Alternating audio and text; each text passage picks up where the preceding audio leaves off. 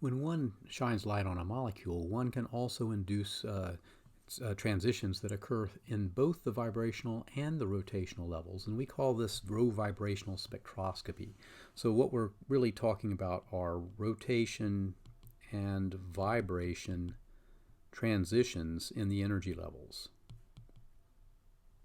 Now, in order to get some understanding of what's going on here, let's remember that our nuclear wave function, which we have expressed as n psi nuclear as a function of the coordinates of the nuclei, we're actually going to write this now as a product of a part that is a vibrational part, so I'll call this psi sub n, which is going to depend only on the internuclear distance, and I probably should make that big R. And then it'll also depend upon the, and I should make that a J, the rotational part, which is the rigid rotor eigenfunctions. All right, so this is the vibration, this is the rotation, and when we write the eigenstates like this, that means that we can write the energy levels as the sum of these two parts. So I'm going to write this as a function of both the vibrational quantum number and the angular momentum J. So if we simply plug in our results for the harmonic oscillator eigenstates and for the rigid rotor eigenstates, or energy levels, we would have something like this. Now we've taken pains to say that when we divide both sides by hc, we can re-express these constants that appear in the equation as the following. We can express this h bar omega over hc as a wave number frequency, and we can express this collection of constants that appear before j times j plus 1 as a rotational constant in wave numbers. So we'll end up with the effective energy level expression that looks like this. Now, this is oversimplified in several different senses. One, the vibration is not actually a harmonic oscillator. It's a more complicated type of oscillation, but a harmonic oscillator is a very good approximation for the lower energy levels. And this allows us to enjoy the possibility of writing very compact expressions that express our energy for both vibration and rotation. Now, I'll note that because of the way we've manipulated the constants in front, this will give us energy written in units of wave numbers. All right, so everything that we're going to talk about here is in wave numbers.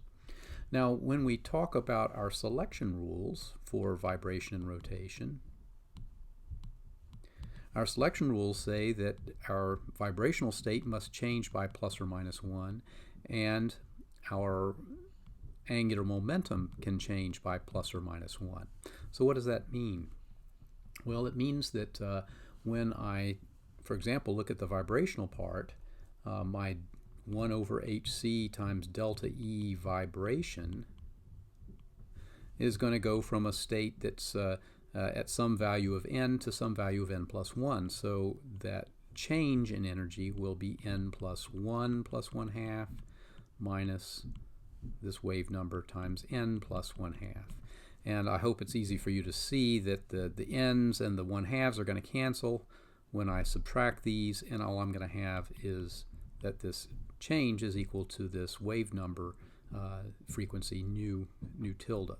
All right, so what that tells us is that the energy levels of the harmonic oscillator are all equally spaced. All right, so it doesn't matter whether I go up or down by 1, I'm going to have the same frequency that appears in the spectrum. Now, for the rotational transitions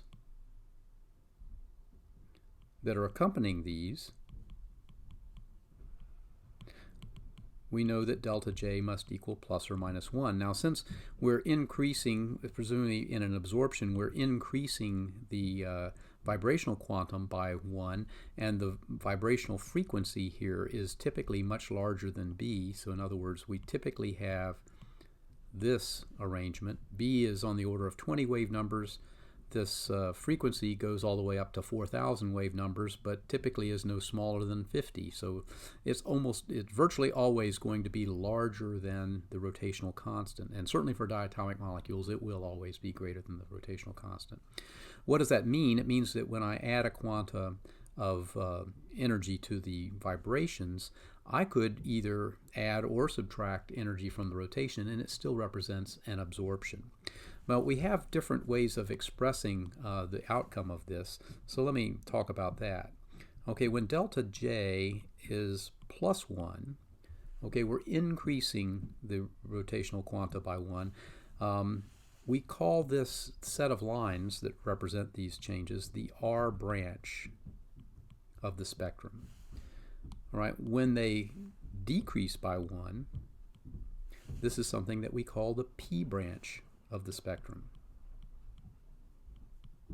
Now in between here would be if delta J didn't change at all, and so we call that the Q branch, even though there typically is not an allowed transition that occurs there, but it allows us to sort of place a marker in the middle of the spectrum so that we can speak about that region. Now, when we draw this out, if you'd like a little mnemonic about how to remember what's the R branch and the P branch, think about this being a number line. Okay, and what's on the number line are what is the delta J change. Okay, when delta J is minus 1, the branch that we're talking about is the P branch. When it's plus 1, it's the R branch, and when it's 0, it's the Q branch. So you can see they just go in alphabetical order as we go from minus 1 to 0 to 1. So that hopefully will help you remember which one is the R branch and the P branch and so forth. Now let's work through an example to see what one of these spectra might look like. And I want to choose as a supposition that our vibrational frequency is going to be something like 1,000 wave numbers, and our rotational constant will be something like 5 wave numbers. These are values that are in the right ballpark for a diatomic molecule. So what we'll do is we'll draw a version of what that spectrum would look like. And I'm going to assume that we're starting in the ground state, which would be n equals 0. So when we go from n equals 0 to n equals 1, which is what I'm talking about here, that would be an absorption that would ideally occur at 1,000 wave numbers, as we've indicated up here. So this is n equals 0 to 1. Now this particular transition, when we go from n equals 0 to 1, as a special name, we call it the fundamental. We can also have higher order transitions because the transition dipole moment can have higher order terms, but these are typically going to be much smaller and much lower in intensity. Okay, so now as I look at my rotational transitions that lay on top of this vibrational transition, I'm going to get a series of lines that are spaced at 2. Remember, the lines are spaced at 2 times the rotational constant. So in other words, this gap here is going to be 10 wave numbers. So we're far away from the origin here. And so I'll have a series of lines that will come out like this. I'll also have a series of lines that are spaced by the same amount going in the negative direction, which represents the P branch. All right, but to really give you a flavor for how these lines look, I'll mention that the relative intensities of the lines are really set by the thermal distribution of the rotational states. Okay, that sounds like a really forbidding thing, but this is something that we learn about in molecular thermodynamics. We learn that the probability of inhabiting a state of a particular J is going to be related to the Boltzmann constant for that state. So it's the energy level of the state divided by the Boltzmann constant times temperature. All right, in this case, these states all have a series of m levels that run from 0 to plus or minus j, so there's a total of 2j plus 1 energy 2j plus 1 states that have the same energy. So we have to add that degeneracy as a prefactor here. So this is in fact the probability that we'll find a molecule in a particular rotational state, and it turns out that that particular probability has the following shape. It kind of comes up, it hits a maximum, and then it goes down. Or in this case, it comes up and it hits a maximum and comes down. So the overall envelopes that we have here, so this is our Boltzmann envelope for these rotational states, basically tell us what the relative intensities are going to be when we measure this spectrum. So what we'll expect to see is a line that comes up here, a bigger line here, and then the lines begin to decline in their intensity as we go across. Over here, we'll have lines that come up, they follow the envelope for this intensity, so we see this variation in the intensities of these rovibrational lines in the Q branch, and in the P branch and the R branch. So let me go ahead and label those branches. This is the P branch over here. This is the R branch over here. And these various transitions correspond to the following things. In this branch, we're going from 0 to 1. In this line, we're going from 1 to 2. Here, we're going from 2 to 3, 3 to 4, and so forth. Over here, we are starting in 1 and going to 0. And we're starting here in 2 and going to 1, 3 and going to 2, 4 and going to 3. All right, so it's important to understand how these different lines relate to the different transitions that are happening in these lines, and the fact that the relative intensities of the lines is something that's actually related to the temperature.